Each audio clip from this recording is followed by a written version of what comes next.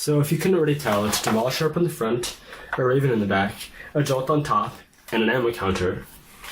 Starting off in the front, the traditional grenade launcher, which I was on the Demolisher originally, I chopped it off, but I kept the handle and I reattached it on.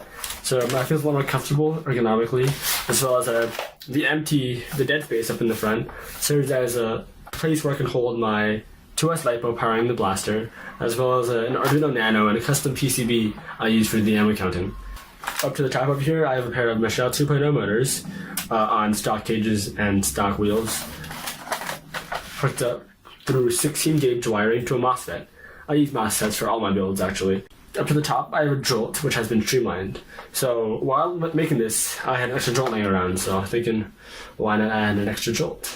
That's exactly what I did.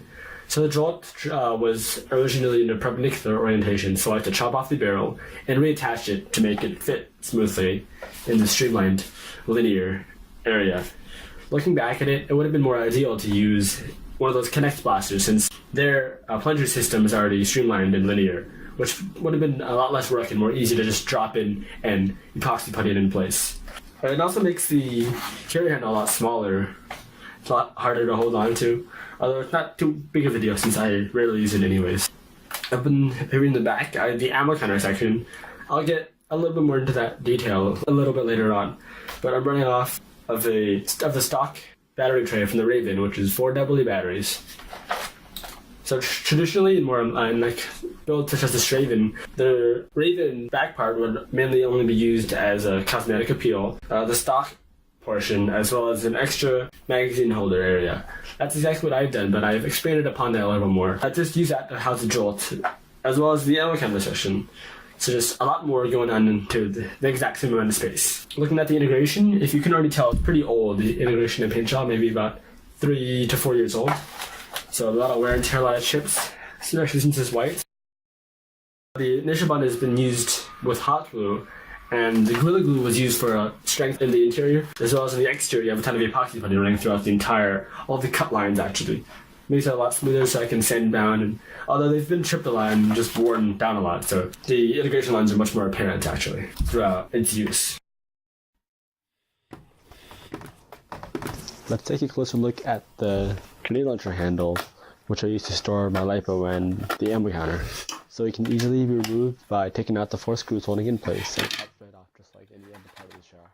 Inside I store my 2S 2200 mAh LiPo, which is connected with an XT60 connector. As well as an Arduino Nano powering the ammo counter. The Arduino Nano is hooked up to a custom PCB I've designed, like a shield, so you can snap it right off. This area allows it to be easily programmed, so I can just open up the 4 screws, program the microcontroller if I want to add any more features, as well as an easy LiPo charging as well, LiPo removal, LiPo charging, since there's not too many good spots on the Rayven or Demolisher where I can have this feature. So let's take a closer look at the ammo counter.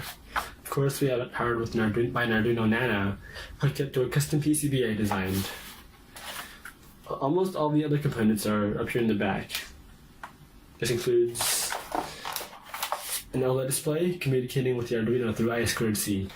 The PCB I've designed also supports SPI communication, but I've decided to use I2C.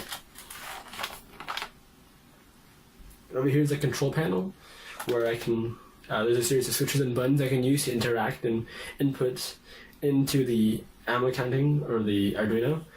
Right now I only have 2, one for power and one for cycling through the magazine sizes, but I plan to add more in the future since I've added a few more holes because I have a ton of features in mind to add.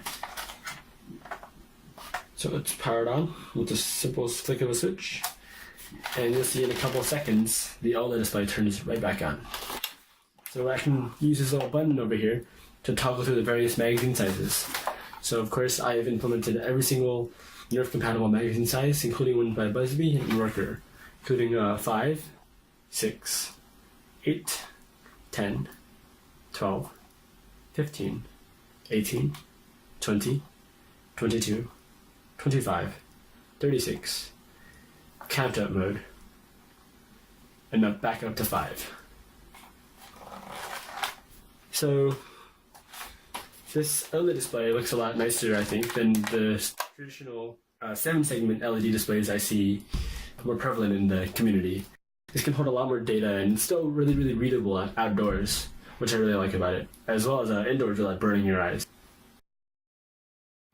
Up here in the front, in the barrel, I have an IR gate, so I have an IR sensor and transmitter or emitter that I use to send a constant signal. And when the dart's fired, it breaks this gate, and then it lets the Arduino know that it's fired. It also has a magazine insertion detection, so when I insert a magazine, when I reload, so does the ammo counter. It works using a little switch up here that I can check. So when the magazine is inserted, the switch is pressed, and when the magazine is removed, the switch is not pressed. Let's get into it.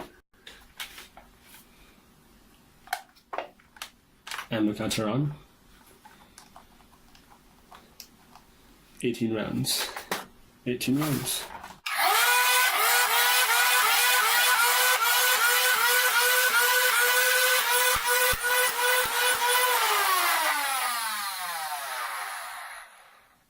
I'm out. Change mags.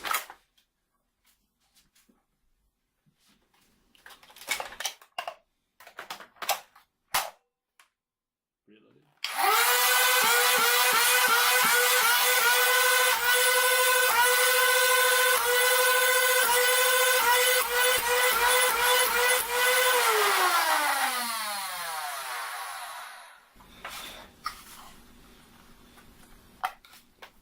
Let's take a closer look at the count-up mode.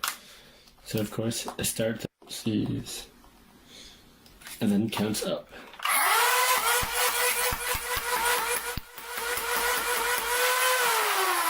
18. And when I reload, it simply starts back at 0. So that was my Demolisher Rayven Jolt integration with an added ammo counter. Hopefully you enjoyed and stay tuned for the next one.